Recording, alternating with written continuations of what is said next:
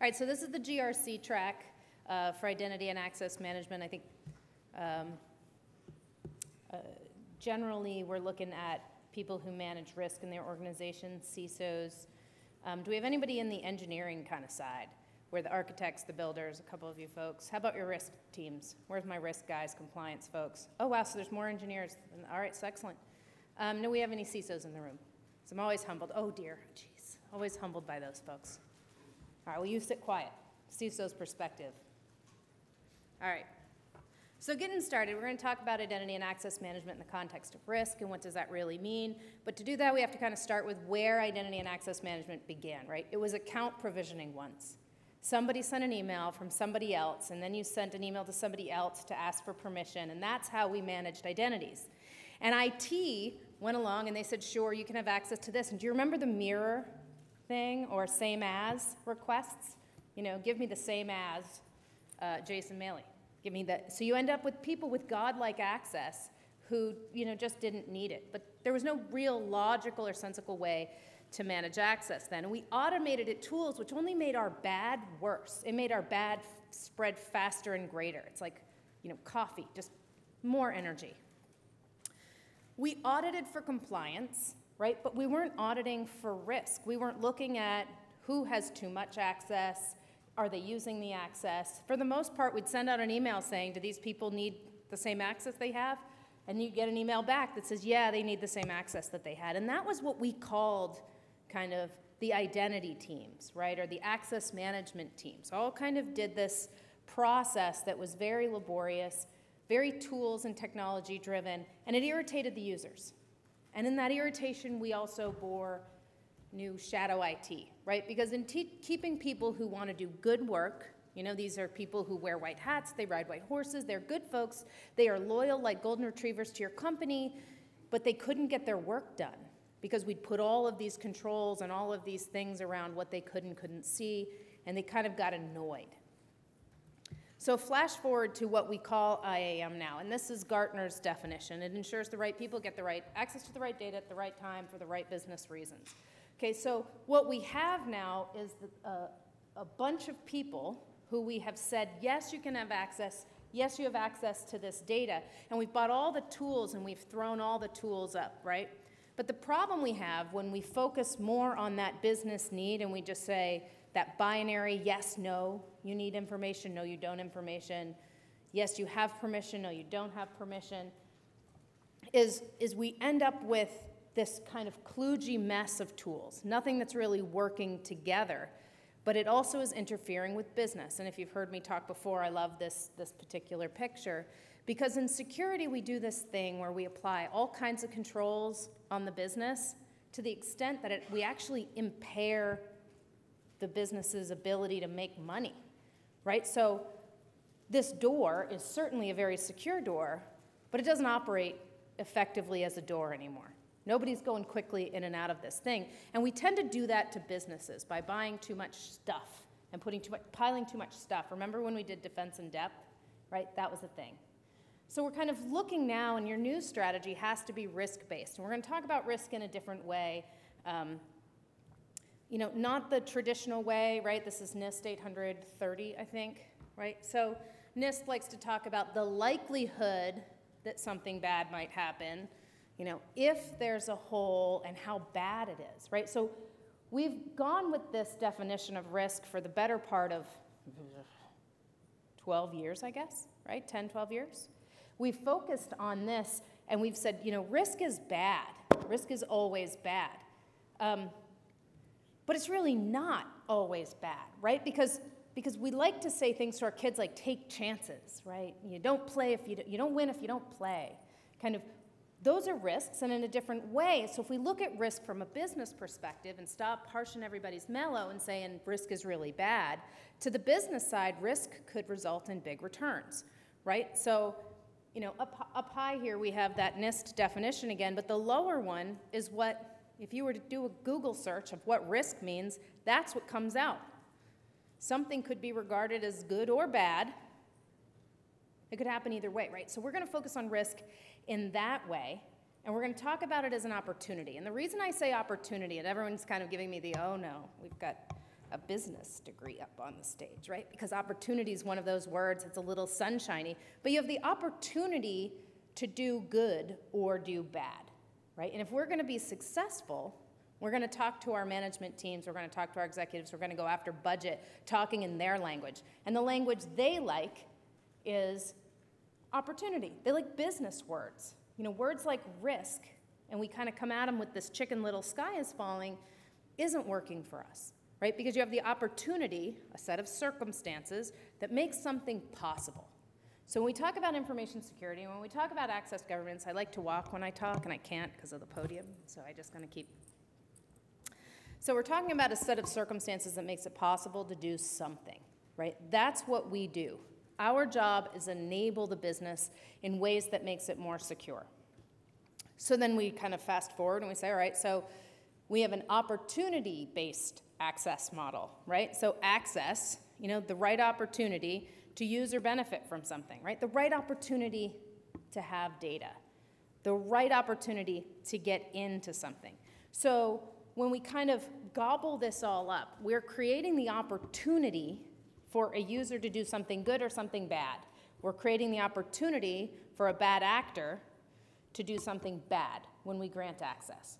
Okay, so the reason I'm changing the look of that risk is because I feel like risk has become a little bit like jargon, right? We're, for the most part, in the business of managing risk, right? And we've been beating the drum of risk for so long that we're almost numb to the expression risk management anymore, are we not? I mean, not for nothing when they said, you know, you're going to do this risk-based authentication speech, I was like, oh, risk again. Because what we're really talking about is how can we make the business better with our identity strategy, right? How do we make them more effective in the way they do things? Because we know, coming back to my door, that we put all of this technology, does this really limit someone's opportunity? Is the opportunity at all, opportunity to do good or bad, really at all impacted by the controls we have on the door here? And I would argue that it's not. So when I was a baby security analyst, you know, 14-ish years ago, you know, when I was like a baby security analyst, I used to do pen testing, with social engineering pen testing. And at the time, 14 years ago, the only thing more weird than 2 cups of coffee in a data center was a woman, and I was both, standing in a data center that I got some guy to open the door because I was holding 2 cups of coffee. Now, there was every version of this outside that door. And there was that fancy sign-in sheet that makes everybody happy. But I had 2 cups of coffee and a smile. And that's all it really takes to get in, right? And so the opportunity to do bad will present itself whether or not you put all these technical toys on your doors or not. So you have to start thinking about how do the opportunities evolve? How does somebody go from, you know, good employee to bad employee? One too many. How does somebody go from fat-fingering their password to giving up their password, right? How do we tell the difference? What kind of things are we doing? And we're not, if we focus on risk in the traditional sense, we're going, well, you know, Susie bad actor, or, you know, Susie good employee, you know, accidentally gave up her password. And we limit ourselves to this traditional notion of what risk was 14 years ago when we created the definition, or when we created the risk management methodology. Build out my slide. So in looking at this, what I'm trying to get at here is reinforcing the cup of coffee's thinking, right? Because the risk is the same whether or not I have all those technical controls at the door, because this group of people has the key to all those locks you just saw. So if we don't focus our IAM strategies on where they want to go and what they want to get to, we're going to spend a whole lot of money on locks for doors that people are giving away the keys to. So instead, I argue that we focus more of our attention on the things that really matter to us. Let's take a look at our business strategies and say, where is it our company is going? What are the critical assets? How do we make money? What are the things that create positive business outcomes? And we build our strategies around that. And we help them look at their business processes. And we say, geez, you've got broken processes here. does this data really need to flow all this far? I mean, I think we would all argue if we could get rid of the extra data in our networks, like half your risk is gone, right? They can't steal what's not there. But they can't steal what they don't have access to either. So instead of just blanket controls and tons of them, we have to start looking at our IAM strategies at a risk level. What are the, kind of the way we did with role-based access ones, right? But what is it that the business needs to do, and how do we facilitate that opportunity? Here's just another slide giving you the look of what it is that we have out there, right? So 25% of your workforce will give away the keys by accident. That's my cups of coffee. You know, do you remember that old joke, the call is coming from inside the house?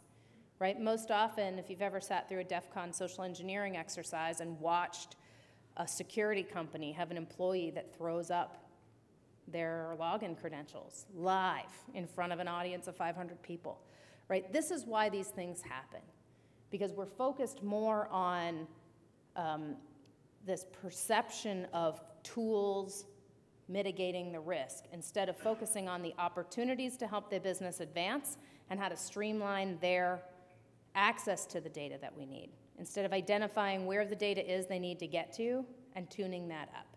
Okay, so it's just a shift of focus, right? I know this is the risk presentation, but ultimately we're talking about the opportunity to give access to people and to give access to the right things.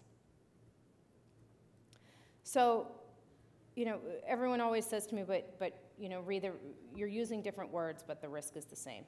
Right, like I keep saying opportunity, but ultimately, if I've given somebody the keys to the kingdom, we can call it risk or we can call it opportunity, but either way, they're still getting in, right? So everyone kind of says you're kind of frosting over the issue.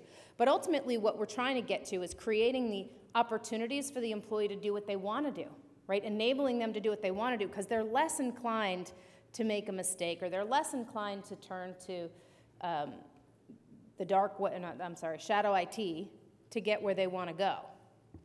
So on the left here is kind of just the generals of what we consider critical data, right? So these are things that matter to us.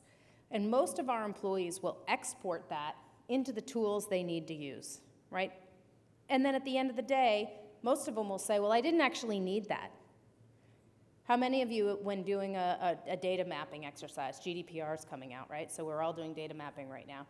But so often we find that there's data in systems that just plain doesn't belong there, that a system, a process from 10 years ago, you know, has created this database that they no longer use, but the data is still moving and the employees still have access to it, right? If you've ever filled out the new patient form at your pediatrician's office, and they ask for your kid's social security number. So, well, why? Well, we've always asked for it, right? Many of you have that going on in your organizations, right? Oh, look at all the smiles and giggles going, right? Because we've always done it that way.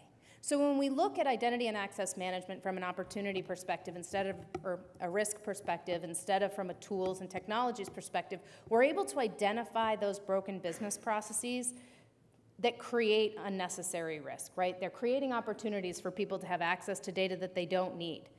Because they may need access to the application, but they don't need the access to all of the data that resides in the application. And you're not going to find that stuff until you data map and you look at the risks like this one, which is the pervasive access risk, right? And everybody who lives in the Sarbanes-Oxley's world goes through the audits to identify where people have pervasive access. But that's only provisioned access. This is an opportunity for the business to join you. And so part of my kind of cause to get you to think in terms of opportunity instead of risk, to talk instead of harsh and mellow, doom and gloom, chicken little, I want you to focus on forward thinking, is because we need the business areas to partner with us. You need them to be an advocate, because you're not going to change IT's mind, right? IT has been doing it the way they've been doing it forever. They do it email-based, you know, and there are probably, how many of you have been told by your IT departments that they can't do what you've asked, right? Whoa.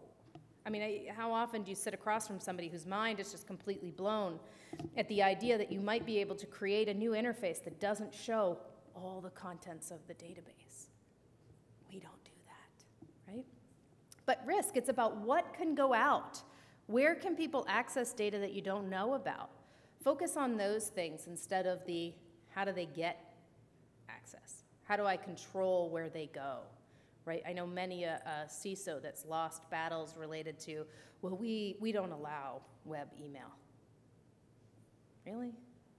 If that's your method of controlling your data leakage, you're missing the whole point. How did they have access to begin with? Why did they have access? Where is it going? What are they trying to do?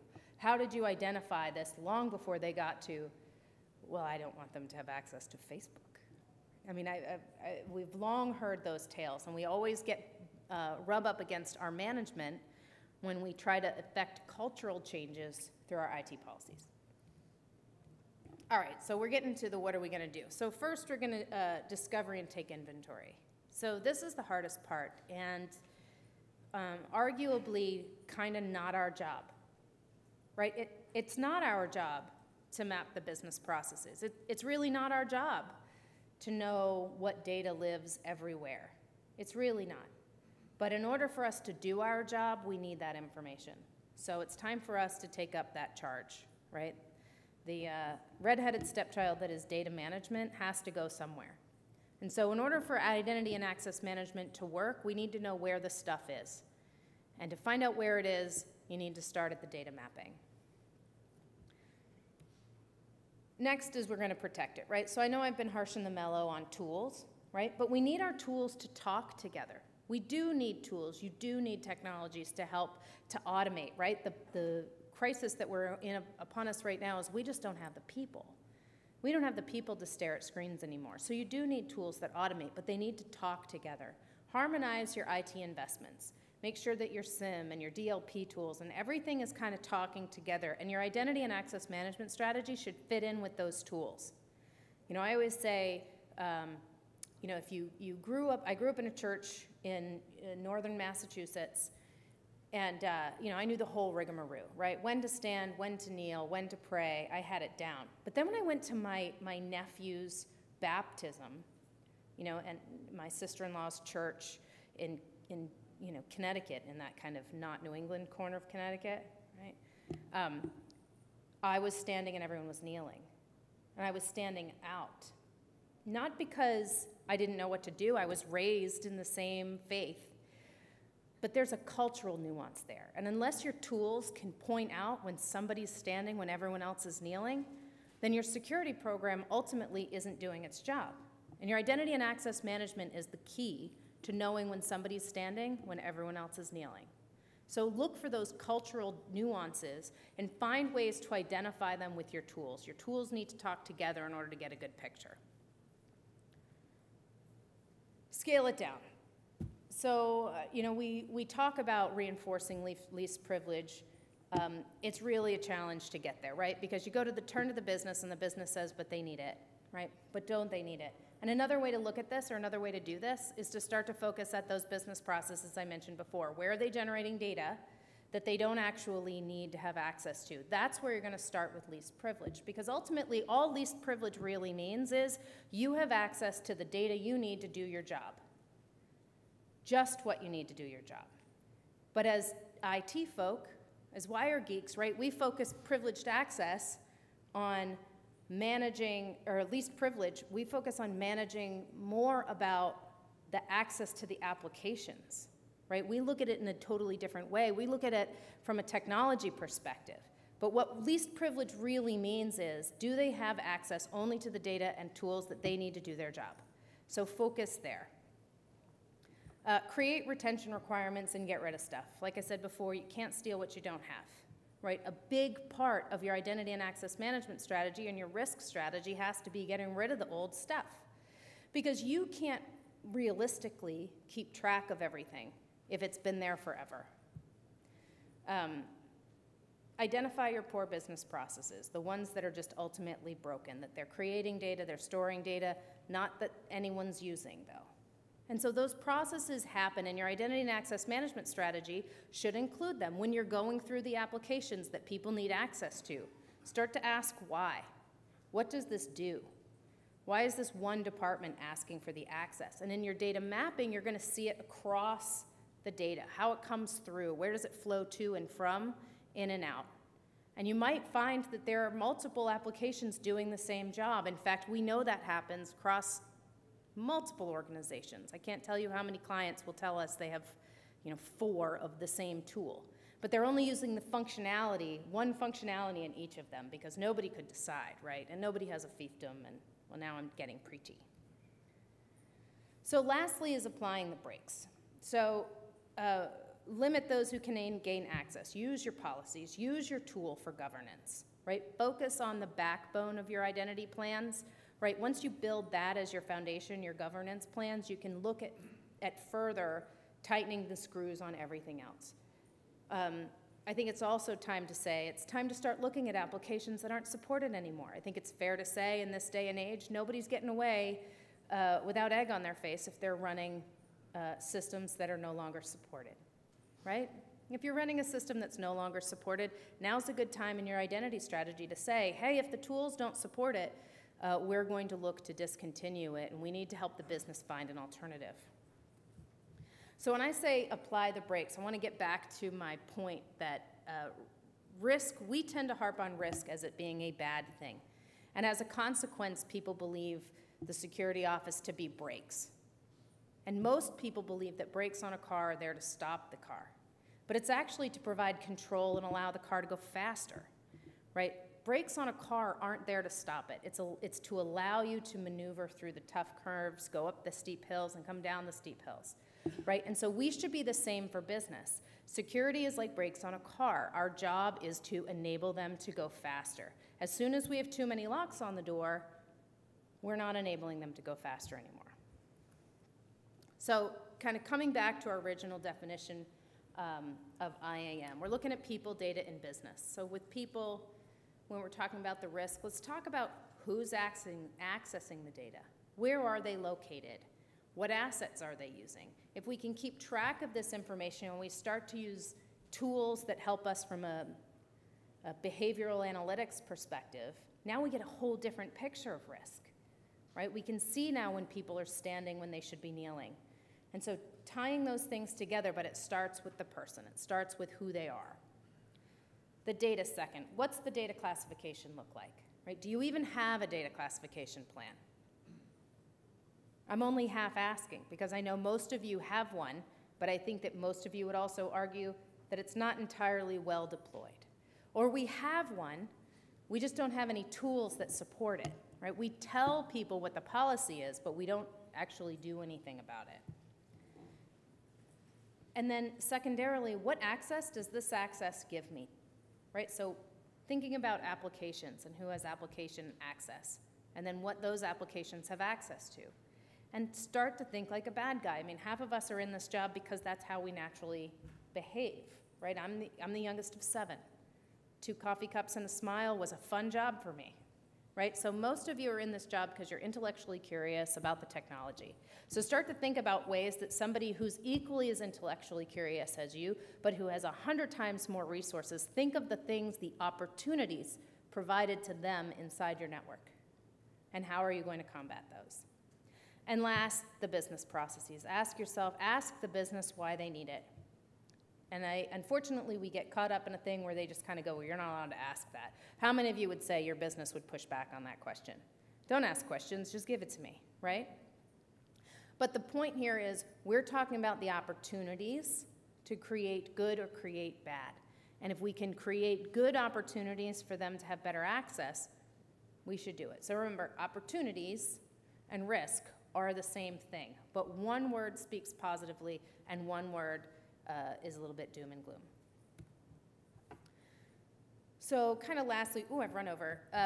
Intelligence looks for ways for what is known to solve problems. Creativity looks for what is unknown to discover possibilities. So I really like Simon Sinek, and the point of this kind of is we know how to solve technical problems because that's the world that we live in and that's where we grew up. But the place that we're not as strong is thinking creatively and outside the box. So start to look at different ways that you can modify your environment, modify your architecture, and actually come up with an identity program. Because I'll tell you, for the last 50 identity conversations that I've had, it started with, well, we're deploying insert product name here. That's not an identity and access management program. that's a tool, right? Or I'll say, what's your program? And they'll tell me a project, right? Look at your program holistically. It's going to include data mapping, it's going to include risk assessment, and it's going to help the business see different ways that you can help them. And it may actually come down to improving some of their business processes. But you have to partner with them first in order to get there.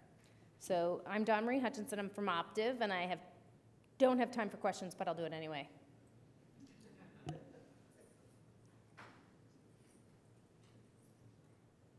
Wow, just like that? Well, all right, you're dismissed.